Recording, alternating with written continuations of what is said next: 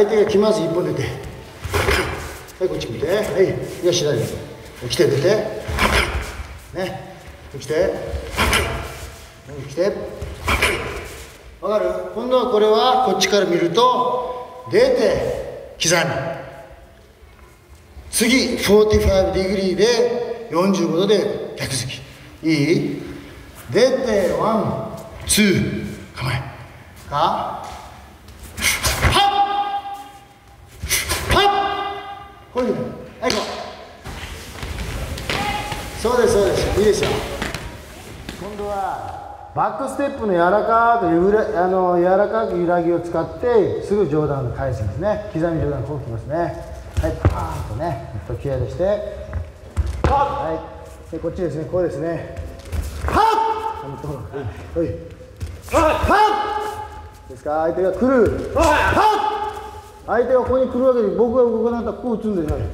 声出して、と声出して、はいね、この状態で何本か打て、じゃあ試合はこういうふうに来ますから、柔らかくこれをスッと、こういうふうにスッと柔らかく、体重は今度は柔らかく前後に動くためには真ん中にいないとこうなりますよ。はい、こうなります。こうなったらもう次つけないわけだね。今日はこれを真ん中でこうやって動くって言ったろ。今度はその成果を試す時です。これを顔だけで逃げて、こうやったらバランスが悪いって今日言ってね。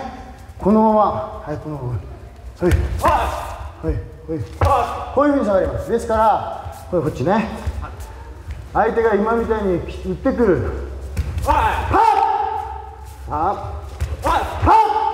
相手が打つ瞬間までギリギリ、そして上段を返す。この練習。回し。これは OK。前足。ワンテクニック。2番目のテクニック。アンコー、10番テクニック。